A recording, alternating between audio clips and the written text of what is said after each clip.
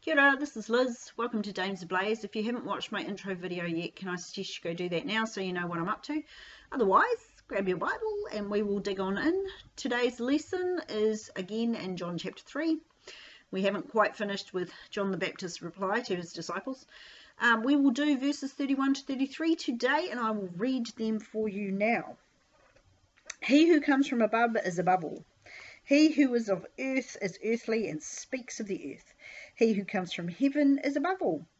And what he has seen and heard, that he testifies, and no one receives his testimony. He has received his testimony, has certified that God is true. You know how I said last week that I wish John the Baptist's last statement was in fact his last statement? Well, reading through the rest of this chapter, I get the feeling it may have been.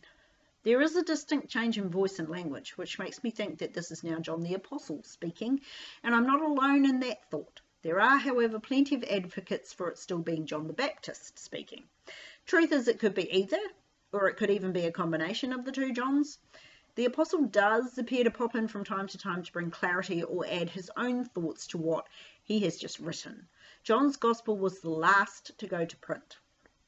It was written possibly as late as 10 years after the other three, which means he had time to see how their Gospels went down, how confused they made people, or what sort of fallacies arose out of them, enough to make him consider his own work carefully, and try to make sure there was less likelihood of confusion or error. Not sure how well he did with that, though. I am becoming more and more convinced that when I read something that has a little bit of doublespeak in it, that it's more likely to be the author of the Gospel speaking. But I'm yet to come to a conclusive answer, and I suspect I never will this side of heaven. In one very real sense, it doesn't matter who is speaking. What really matters is what's being said. So, what is being said? The original wording for verse 31 is, well, it's a little clunky, and will make me sound like Yoda, but it goes like this. The from above coming above all is.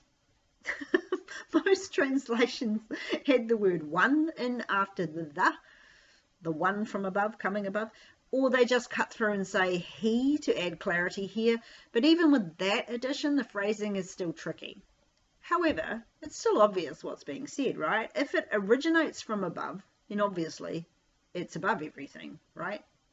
If you compare the idea with the second part of the verse, which speaks of the one from earth, then it becomes pretty clear what John is saying. It's a comparative statement that's still part of the answer to the jealousy of John's disciples. It's still related to the importance of Jesus compared to John. He came from above. The phrase from above is one word in Greek, which I'm not going to pronounce because I won't do it justice.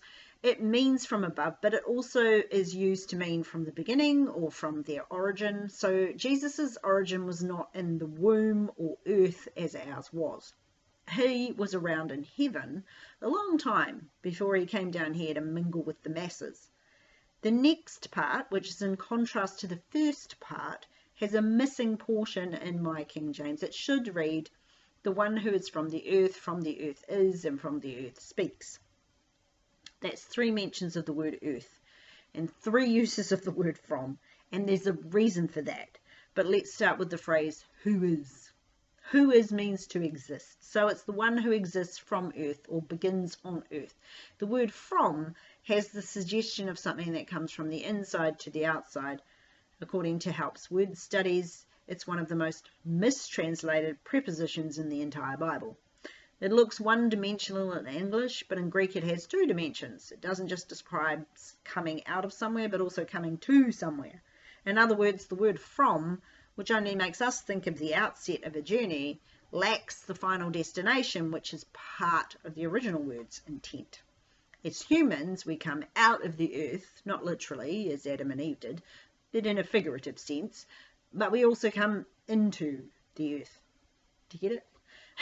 The word for earth here means earth, i.e. the globe that we live on, but it also means soil, land, region, country, and the inhabitants of a region. It's an all-encompassing term, really.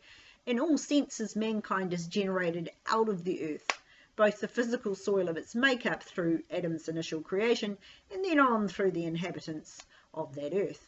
As earthlings, then, we are of the earth, and we speak as members of the earth. We can only speak of those things that pertain to the earth. We cannot speak of heavenly things, because we've never been there. John, whichever John it is telling us that the reason Jesus has more clout on earth than anyone else living, or dead actually, is that he comes from heaven. He knows what goes on there. He knows and understands the God of the universe in a way that none of us can ever hope to, and therefore his words and actions are automatically going to be of more importance than anyone from planet Earth. It's not really that hard to see or understand, and it's all wrapped up in the last portion of the scripture, he who comes from heaven is above all. That's above as in on the top, above, more than or superior to. Jesus' words carried weight. They were heavier than John's words or Moses' words, Israel's greatest prophet, or David's, Israel's greatest king. None of the heroes of faith from the Old Testament ever came close to the wisdom and understanding of Jesus, because none of them had his starting point. As Jesus himself pointed out to Philip, he who has seen me has seen the Father.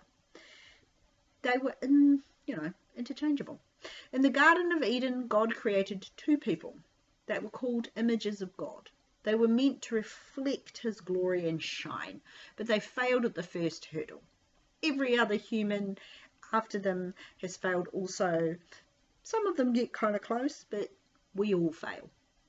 Jesus, however, reflected God perfectly in every aspect. He even got to shine with his own glory when he was transfigured on the mount. Why would we take the word of anyone over this man?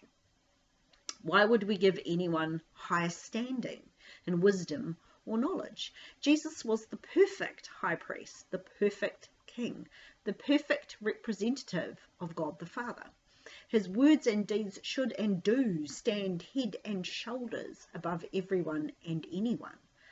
God told Isaiah that his thoughts and ways were so much higher than ours. So when it comes to discerning what God might want us to do or say in any given situation, would it be better to go to another human or to God?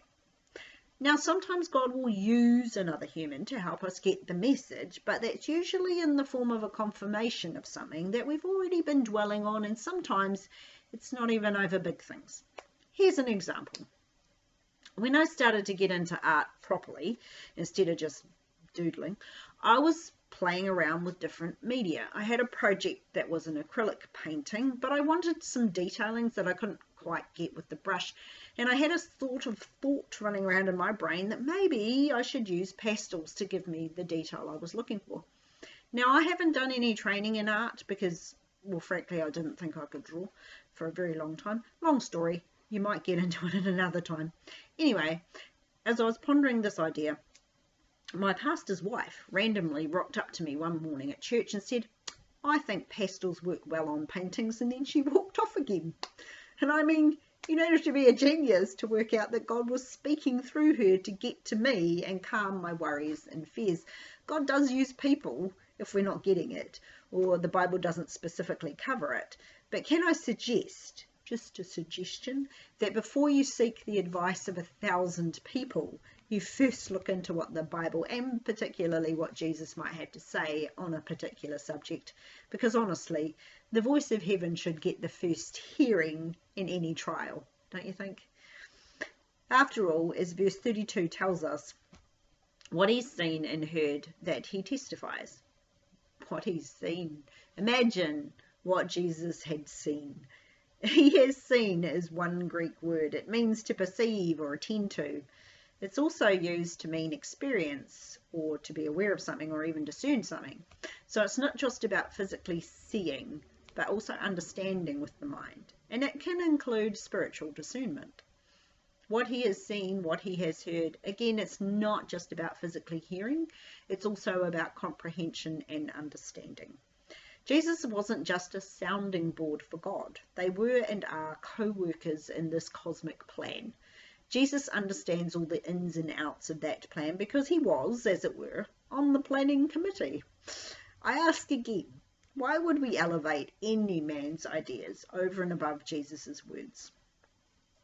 It makes little to no sense. Jesus has all the blueprints for everyone's lives. He knows all the mistakes we're going to make long before we make them. And he knows, crucially, how we can avoid them if only we will listen.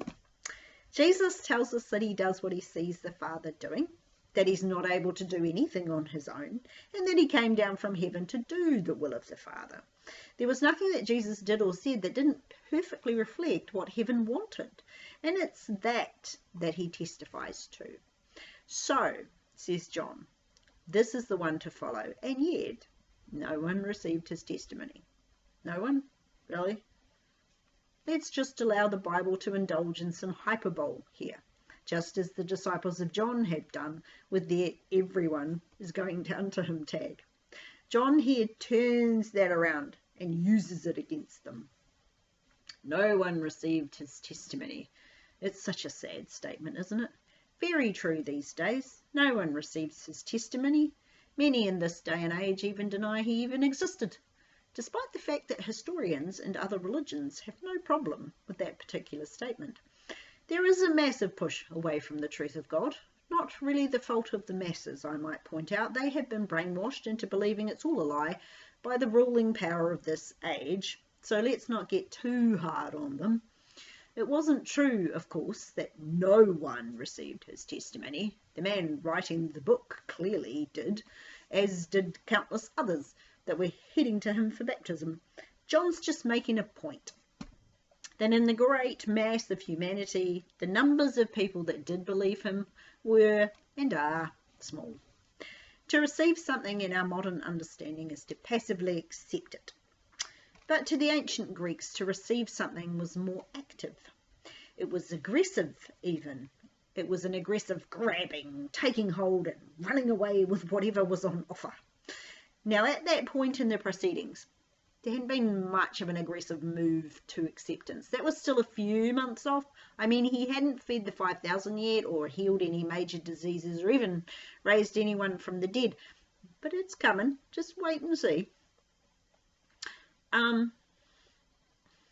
How aggressively, when you think about it, did the people begin to flock to Jesus when the word got round? Problem was, of course, they were flocking to him for what they could get. And that's still the problem with mankind. It's all gimme, gimme, gimme. It was true in Jesus' day. It's true in ours. It's the reason that churches struggle to keep people. People come in, and there's that lovely honeymoon period of new converts when everything's going swimmingly. God's blessing them at every turn, and they feel happy, and then things change, and everything goes downhill from there. It's like in a marriage, when we've crossed from those lovey-dovey feelings into the grind of daily life, and the gloss comes off, right? Sooner or later, the gloss comes off Christianity. If those who have accepted Christ don't get good teaching about the difficulties of being a Christian, the reality of Christianity, then this is usually the point when they start to fall away. Like seeds sown on rocky ground, they spring up quickly, they're happy and blossoming, but the minute anything difficult happens, off they go. As the relationship shifts, they can start to feel like it was all a load of rubbish and leave the church without anyone ever knowing why. If we want our relationship with God to stay fresh and motivating, it's up to us to maintain it. Time is so crucial to our continued development and growth as a Christian. Time given to God daily, either in prayer or worship or Bible study. Time when it's just you and him. The people flocked to Jesus for what they could get from him. Bread, healing, freedom from demons. But they didn't necessarily stick around to hear his testimony. And if they did hear it, many of them walked away not understanding or simply not liking it, as was the case for many of the Pharisees.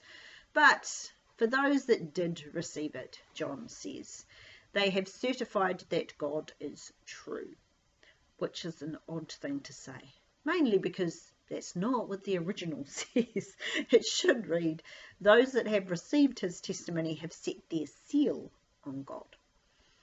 Consider the ancient practice of sealing a document. A king would place a blob of wax at the end of the decree or letter, and then press a ring or other raised object into it to state that this is coming from the king. It's like his signature. When we set our seal on the testimony of Christ, we are imprinting on him ourselves. We are accepting that what has been spoken is true. It's Kind of an odd way of putting it though, us sealing God. You'd think it'd be the other way around. Certainly, there is a place for God putting his mark on us. Cain was the first to bear a mark that set him apart and gave him protection. But if we think of the seal as a signature, we might get a better understanding of what's going on here. By setting our seal on God, we are in effect signing our name to a contract with him, to his truths. We are stating that we agree that God is truth, that his promises are truth, and that gives us the right to partake in those promises. You could view this in terms of a marriage contract. We'll borrow from John's analogy again. When you get married, you sign a document. It declares that you will be with this other person until you die, forsaking all others in sickness and in health. You know the words, I won't go on, but you get the picture. This is in essence what we are doing when we set our seal on God and declare him to be true. We are signing a contract. Till death do us part, in sickness and in health, poverty and wealth. It's quite a statement really, isn't it? Do we live up to this declaration? Or do we, like the Israelites, murmur and complain about the heavenly bread and want to go back to the onions and garlic in Egypt, even if that means slavery or death? If God is true, then he is true. For something to be true means it accords with reality. It can also mean something that is unconcealed or authentic. When we are signing our name to God's contract, we are declaring our belief in who and what he is. When we think of something being true, we can think of it in terms of the opposite of being a lie. It's not a lie, so it's true. But the word true can mean so much more. A board of wood, for instance, can be true. That means it's straight. When the Old English described a man as being true, he was considered to be honest and loyal. Loyalty, then, is also a mark of trueness. God encompasses all these aspects of true. He is straight, he is loyal. Above all, he never lies. We agree to those ideas, but do we live as if they are true? Do we trust that God will never leave us or forsake us as he told us? Do we believe that he will never lead us into more than we can bear? When we think of God as true, what are we thinking? Once we decide that he is true, we make that decision to sign on the dotted line. It's not a decision that should be taken lightly. And once having made it, it's not a decision we should easily go back on. It should inform our days and our decisions. If God is true, then everything he said is true, which includes our redemption through his son's death on the cross and the grace that covers our every sin. My challenge for us this week is to consider this. Is he true? Do you consider him worthy enough to sign your name on his heart? And if you have already done that, consider how solidly your seal is set these days. Has the ink started to fade on the contract? Do you need to go over it again in indelible ink, or is it still boldly written across the Lord? Quite a challenge, I know. That's all I have for you this week. I pray that you will find something true, and that having found that trueness, you will set your seal upon it. In Jesus' name. And I pray that your week would be blessed, and I pray blessings over your family and your whānau, and I will see you next week.